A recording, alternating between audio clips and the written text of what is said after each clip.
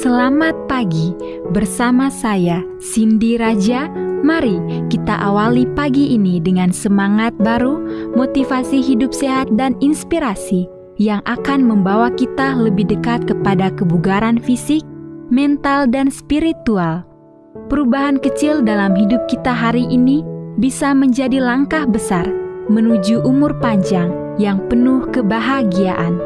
Bersama kita akan merangkul kisah kemenangan, wawasan menarik, dan kekuatan harian yang berakar pada kebesaran Sang Pencipta. Tetap bersama kami di program Renungan Pagi, di mana setiap kata adalah dorongan untuk hari yang lebih baik. Kita mulai pagi ini dengan syukur dan harapan menuju hidup bugar selamanya. Ditulis oleh Kai Kusma bersama Pendeta Denny Kanajo. Selamat mendengarkan. Shalom. Selamat pagi para pendengar yang diberkati oleh Tuhan dimanapun Anda berada saat ini. Kita akan sama-sama mendengarkan firman Tuhan melalui audio Renungan Pagi. Pada tanggal 16 Juli 2025 dengan judul Rencana Latihan Ahli Terapi Fisik Hebat.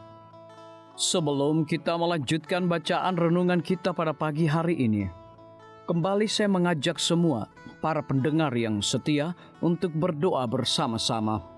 Bapa kami yang bersemayam di dalam takhta kerajaan sorga, terima kasih Tuhan Yesus, oleh karena kasih dan rahmat-Mu begitu besar bagi hidup kami. Lebih khusus Tuhan pada pagi hari ini, sebelum kami melakukan segala aktivitas pelayanan dan pekerjaan kami sangat rindu sejenak untuk merenungkan firman Tuhan. Terima kasih Tuhan Yesus, ampuni kami Bapa karena kami sudah berdoa hanya di dalam nama Tuhan Yesus, Juru Selamat kami. Amin. Ayat inti kita terambil di dalam Ibrani 12 ayat yang ke-12 hingga ayat yang ke-13. Demikian firman Tuhan. Sebab itu kuatkanlah tangan yang lemah dan lutut yang goyah, dan luruskanlah jalan bagi kakimu, sehingga yang pincang jangan terpelosok, tetapi menjadi sembuh. Mari kita ikuti penjelasannya. Beberapa tahun lalu panggung saya sakit. Beberapa tahun lalu punggung saya sakit. Saya tidak bisa berdiri, duduk, atau berbaring miring selama lebih dari beberapa detik tanpa rasa sakit yang hebat. Satu-satunya posisi yang nyaman adalah terlentang, mengembangkan di atas narkotika. Dokter di klinik nyeri menyuntikkan kortison ke tulang belakang saya. Chiropraktor memperbaiki tulang belakang saya. Para tua-tua mengurapi saya. Tidak ada efek nyata yang terlihat. Saya takut saya tidak akan pernah berdiri atau bahkan duduk lagi. Saat istri saya membawa saya ke ruang dokter, dia membawakan palet busa untuk saya. Saya berbaring di lantai ruangan tunggu seperti pria di kolam Bethesda, menunggu malaikat untuk menggetarkan air. Akhirnya, setelah 6 minggu saya pergi ke dokter bedah saraf. Dia berkata, "Berdiri di atas kaki karirmu dan bangkitlah." Otak saya berkata, "Saya akan melakukannya." Tetapi tubuh tidak merespon. Aku manusia celaka, siapakah yang akan melepaskan aku dari tubuh maut ini? Roma 7 ayat yang ke-24. Dokter bedah berkata, "Jika Anda bersedia, saya akan mengoperasinya besok." "Saya bersedia," kata saya. Operasi ini membuat saya takut, tetapi itu tidaklah lebih buruk daripada keadaan saya yang sekarang. Saat saya terbangun, nyeri saraf skiatika sudah hilang. Keesokan paginya saya duduk untuk sarapan, lalu perlahan berjalan melewati aula rumah sakit. Saya duduk untuk sarapan, lalu perlahan berjalan melewati aula rumah sakit. Saya duduk memuji Tuhan, tetapi saya tidak berlari dan melompat. Itu membutuhkan waktu. Beberapa bulan pertama melatih otot mati rasa, menunggu saraf pulih.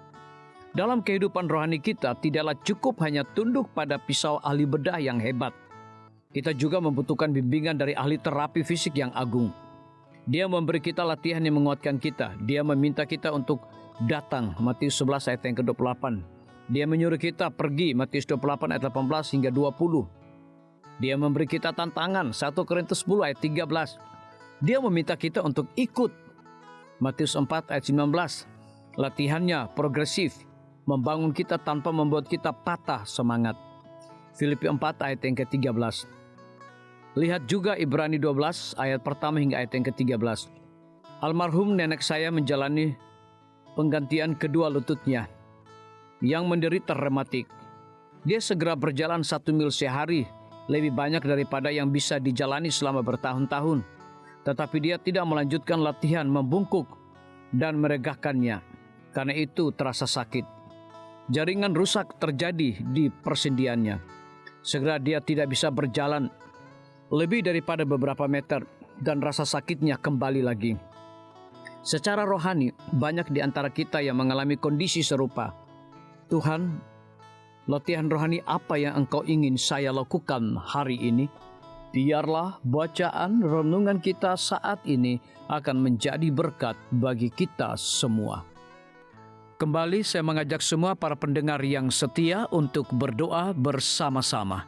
Bapa kami yang bersemayam di dalam takhta kerajaan sorga, terima kasih Tuhan Yesus, oleh karena firman-Mu pada pagi hari ini memberikan berkat dan kekuatan rohani bagi masing-masing kami.